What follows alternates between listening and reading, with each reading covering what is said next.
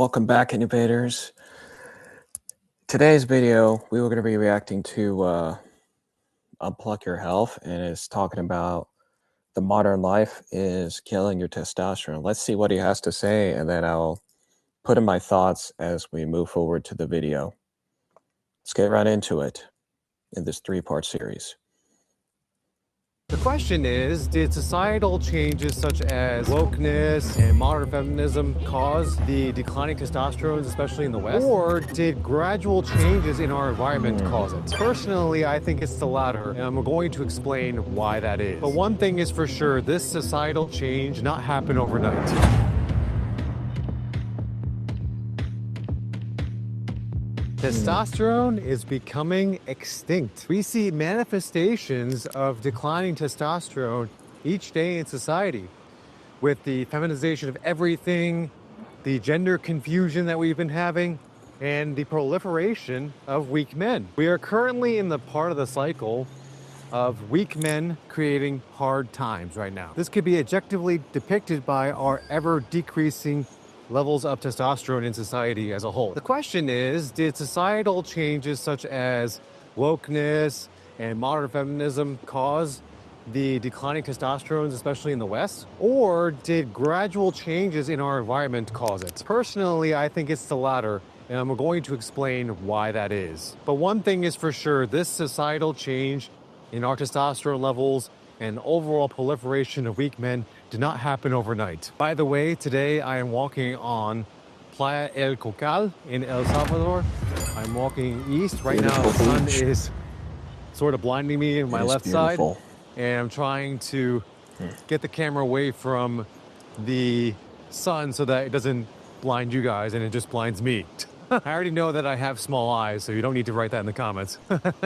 Since the industrialization age, our environment and habits have shifted in ways that quietly have impacted our biology. We now see younger men with low testosterones similar to elderly men 50, 60 years ago. At the same time, metabolic disease and obesity are rising rapidly. Many statistics have quoted that at least 50% of the population are at least in the obese category, and then many of those people are in the morbidly obese category. One of the reasons that could be explaining this phenomenon that we're seeing in society is the increase in estrogenics in our world. Hormones are very powerful messenger molecules in our body, and even the...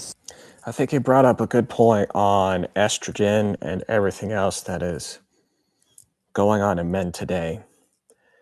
I think the real problem with all this is that we have let ourselves become extremely comfortable with all these types of things, and yet we don't even ask the real question. Why is this really the case? And why are we letting all this modern garbage turn into the very thing that we have sworn not to do? He brought up very good questions, and I happen to know the guy through Legion of Men school community. He's a great guy. Do me a favor and not only subscribe to my channel, but subscribe to his channel as well, because he has some very, very good level fact expertise when it comes to healthcare and food. And I took some of his advice on literally eating real food. So I do have to thank him on that one, because he is a big deal right now. And with that in mind, let's continue. Smallest change in our hormones in our body can cause massive differences in physiology in any part of our body. It can reshape our mood, our energy, our body composition. That's no joke. And who knows what else it can affect as well. Today, we're going to explore the key drivers of this estrogen-filled world we live in today. So let's just take the literal elephant in the world, and that is obesity. One could argue that obesity is both a cause and a symptom of the overall problem when it comes to hormonal health and balance. Excess body fat, particularly around the abdomen, stores excess estrogens in our body and can eventually leak into our bloodstream and cause a hormone imbalance, especially when it comes to estrogen versus testosterone. It's no wonder that you see a lot of obese men have man boobs or gynecomastia, and that's a secondary product of the excess estrogens that flow within the bloodstreams of obese males. Other ways that it can show up are decreases in energy, increases in mood swings, and in women in particular, obesity could lead to conditions like PCOS, polycystic ovarian syndrome, and gallstone formation. There are plenty more side effects, if you will, of obesity that I didn't list here, but it would make this video way too long if I listed every single one. You get the gist, essentially. Obesity is basically harmful to society and should not be accepted whatsoever, despite what all the harpies online tell you, especially with movements like the fat acceptance movement. Culturally, we have normalized unhealthy habits and glorified them to that matter, That's and no our health joke. outcomes have severely paid the price. That is no joke, man. What he's saying right now is absolute facts. We have normalized literally obesity, gluttony, and laziness. I mean, to be fair, we all have weaknesses and strength, but the reality is that I think it's truly, truly time to look ourselves in the mirror and saying, am I where I'm at today? If not, what can I do to get better? These are some very, very real questions. And I think what he said is absolute facts. So I'm not going to go any more to that. But once he gets to the important parts, that's where my commentary is necessary. So I just have to let y'all know about that. As a result, accountability and increased movement are simple steps to combat the obesity epidemic in the individual. But overall, it comes down to a lack of accountability, entitlement, and a lack of self-awareness when it comes to the cultural drivers of obesity in today's modern life. The Well, fat that's no acceptance joke. movement essentially just throws truth right out the window. And the folks that are rapidly into the fat acceptance movement are basically living in lies their whole lives. And that's unfortunate because that's going to cost them their lives eventually. But enough about obesity. Let's talk about environmental estrogens as a driver for the feminization of society. These environmental estrogens, often called estrogenics, are everywhere these days. We'll go through some of these examples today. So one example of this is in our food, and it's soy. Soy-based ingredients can often act like estrogen in our body. Soy products such as soy milk, tofu, to a lesser extent soy sauce, and even soy-based ingredients in a lot of fillers and artificial ingredients such as soy lecithin are often found in protein powders and protein products. Even a lot of processed foods have a lot of soy lecithin, so it's something that you got to watch out for when you're reading nutrition labels. But these soy products contain isoflavones, and they belong to a class called phytoestrogens. Though these compounds are known to be weaker than regular human estrogens, such as estradiol, there are concerns of certain populations that consume high amounts of phytoestrogens, especially in the form of tofu and soy milk. For example, Asians have a large consumption of soy products in their typical diets these days. Me personally, I've avoided these products for over a decade, even when I go to Asia. And just anecdotally, from my own observations, a lot of Asian men tend to have a lower muscle mass than other male populations in the world. It does make me concerned that a high soy consumption diet could be causing this. And I know that I'm ripping on my own culture and my own race, but a lot of Asian men, especially in the United States, tend to be weaker in general. It's not all that common to see Asian bodybuilders or Asians in sports that require a ton of strength. I mean, you are what you eat after all, and that makes sense. And don't forget, sometimes a small amount of these soy products could be in some of the foods that you commonly eat, especially something like egg rolls and dumplings. The coverings or the wraps that they use for those foods often have soy in them. And if you're trying to build muscle and you're trying to improve your overall hormone health, it's important to know what's in your food and limit these compounds in your diet as much as possible. Doesn't matter how stupid you look or how Karen you sound.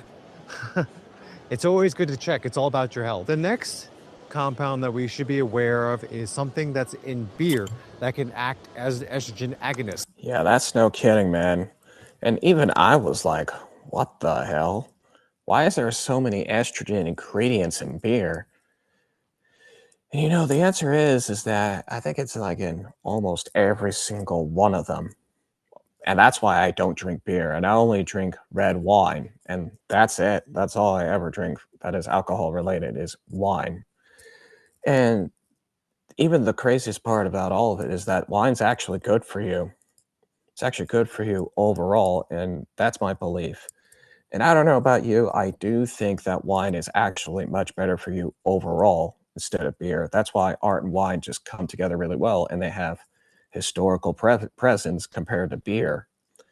Now, I understand, I know different types of beer will do different types of things, but American beer in cans, I don't understand. I've known some people that actually get drunk off of beer so easily, and they're just like, ugh. No, really, that's a real fact. And look, moderation is key, but I do recommend red wine a lot more than beer. Coming from a pro wine person over there, that's literally my suggestion. But if you don't want wine or either of them, that's fine too. But I do think moderation and looking at the ingredients carefully, looking at the price is literally a big factor when it comes to health and diet in general. And with that in mind, let's continue the video and then we'll do more commentary. Many beers contain a compound called 8-phenylnaringenin. I don't know if I pronounced that right, but the short form is 8PN. We tend to see a lot of 8PN Speaking in of, beers that my have a forum lot of and hops. merch Now, is I'm not live. any beer expert whatsoever, Well, but IPAs tend to have a lot of hops, and some other stouts and porters do as well. But one thing that you guys should know is that 8PN is actually being used as a compound for estrogen therapy in breast cancer patients, for example. So if you think that what I'm telling you is complete bullshit, well, look at the studies and look at what pharma is doing. They're using a compound that's literally in your beer to increase estrogen in your body for whatever the purpose is. And it's also no wonder why these compounds cause the classical beer belly that you often see in we called characters it. such as Homer Simpson or Peter Griffin. You have the beer belly and the man boobs, and also both those characters depict very weak men in general. But I know these are cartoon characters, but I quite often see it in a lot of people who drink quite a bit of beer, and it makes a lot of sense, especially when you think about 8PM as an estrogenic. It makes complete sense. Not to mention, beer also adds a lot of empty calories, and it's never good to drink your calories anyway. So certainly you don't want to drink empty calories plus estrogenics as well. That's just a double whammy. Now, I know beer culture is very strong in certain groups like the military, and I implore them to look for a different alternative or just stick to water, for example, because I know a lot of elder veterans who have indulged in this culture for quite some time.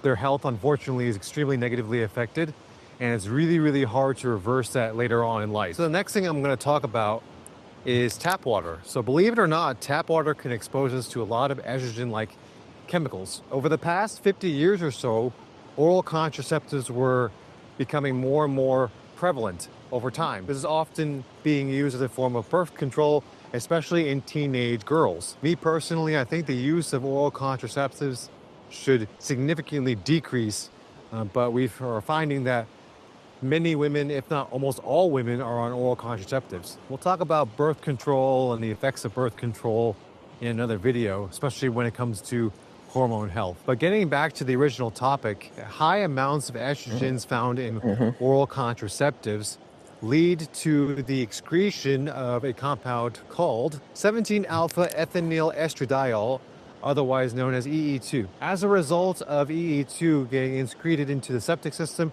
eventually it'll end up in the water supply. Conventional treatment plants cannot effectively remove EE2 from the water, unfortunately. This has led to concerns of EE2 causing the feminization of aquatic environments. There was a famous study on the feminization of salmon as a result of the high amounts of estrogenics in our water that has affected our aquatic life. There are certain studies that also think that EE2 is a low. And speaking of, I don't know this E2 thing would actually be a big discussion, but what it actually just said is shocking. And if this is all true, then why didn't the water scientist warn us that it's in our water? And speaking of which, Feels like this. and you're actually interested in videos like this one that just happened recently, do me a favor, like and share and comment down below and subscribe to this channel right here and right now. With that in mind, I'll see you in the next video, Innovator.